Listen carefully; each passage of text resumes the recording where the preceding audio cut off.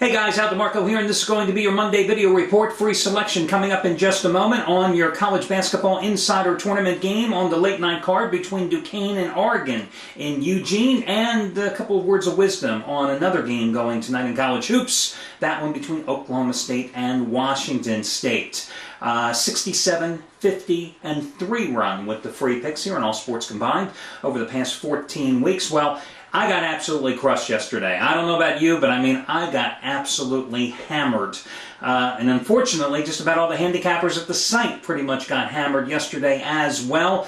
I told you about one of the guys that had a big play, Stephen Nover, the second ever 100-dime release in his 18 years as a handicapper. Well, guys, the Texas Longhorns failed to deliver against Arizona, so that was a loser, unfortunately, for Stephen. And I'll tell you, I think the games that hurt the most yesterday for most handicappers had to be undoubtedly North Carolina, failing to cover by a half point against Washington. Duke opening up the big 15-point lead with about 6 minutes to go, and you saw how that game ended in a 2-point victory against Michigan. And I think probably the biggest shocker of them all was, now, excluding, of course, VCU, but I think the biggest shocker of all was Arizona not only covering, but winning the game outright against the Texas Longhorns, a game in which the Longhorns just played pathetically in the first half and never really were in it. So I'll tell you, it's one of those days, you have him as a handicapper, you have him as a guy that's a general manager of the site where you look around and everybody's going down in flames. I mean, you're left with a couple of options. You can go and kick the dog.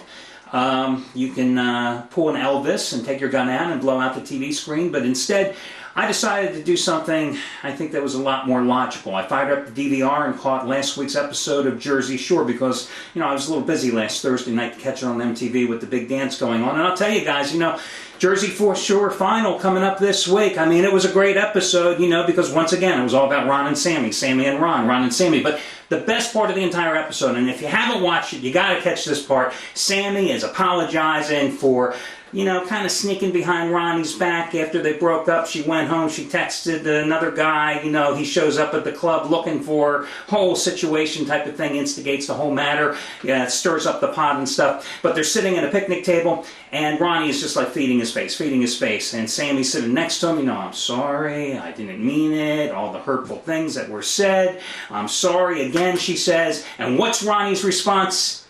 I need more mustard. I mean, I gotta get that trademarked. I mean, can't we do some t-shirts? I need more mustard.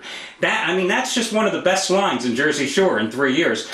I mean, it was just classic. I mean, he's stuffing his face, and he just put ketchup down. And then he says, I need more mustard. I don't know. These people that mix ketchup and mustard on their food, I'm just not into that. But I need more mustard. So that made me feel better. Hell, if you got to lose money, you got to feel good somehow. Overall, by the way, let me just break down how the tournament has played out. Coming into round number 2, the favorites had a decisive edge in recent years, but favorites went 6-2 on Saturday. Favorites went 2-6 on Sunday, so 8-8 split there. Of those 6 dogs, 6 of them were outright winners. Now, over the last for the 4 days, for the first 2 rounds of the tournament, the underdogs are 27-21. 16 of those 27 dogs have won outright. Double-digit favorites, you had one yesterday. It was a winner, 9-5, the double-digit chalk so far. And recapping round number 2 only, after the 8-8 split here the past couple of days, favorites and dogs, favorites are 37-27 the last 3 years in round number 2. My bracket. I don't know if you guys can see this, but on this side, you see all these little blue W's? It was a great day. I mean, I absolutely own the East and the West regionals. The problem is there's 2 sides of the bracket, and now we have to look at this side. And see this side? There's not as many W's. What did I tell you? I said that you have to have, in my estimation, you got to have about 23 or 24 first-round winners. Well, I put this bracket up early for you, and of course I had predicted USC would beat VCU in the play-in game. So, of course, I already had a loser before the bracket even officially started. Of course, I would have changed it. But, hey, the plays I put up, I walked out with 21 wins in the first round. So, a couple under where I think you have to be in order to be alive in a bracket. But now, let's go to round number 2. Well, I don't know if you can see it, guys, but see the little X's here? Oh, there's an X over Syracuse, there's an X on Washington, there's an X on Texas. Then over here, there's X's on Louisville, USC, Notre Dame, Pittsburgh, West, Utah State, and Gonzaga. Hell, I was running out of red marker. Let's just say that the X's mark the spot for all the losers. However, here's the wonderful thing about brackets. I still have six of the potential Elite 8 teams in my bracket are still alive. I've got all Final Four teams alive as well.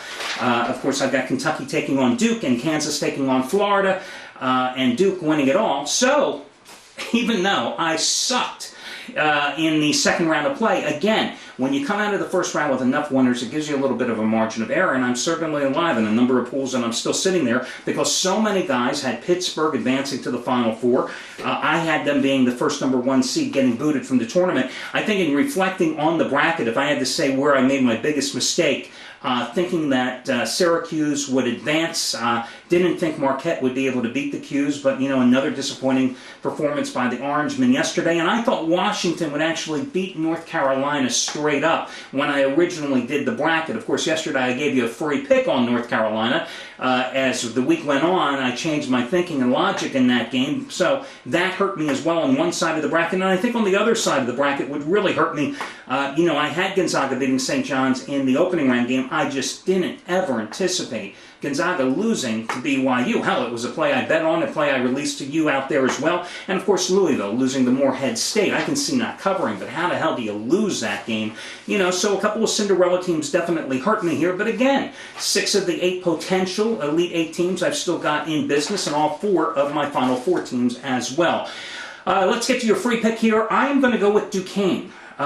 Anywhere from pick'em to getting a point at Eugene tonight against Oregon in the College Basketball Insider Tournament. The CBI is that unique tournament in the postseason where you pay to host a game. I think I was reading that you pay like $30,000 or $35,000 to host a first round game, and then it goes up to host a second round game. It goes up to like $40,000.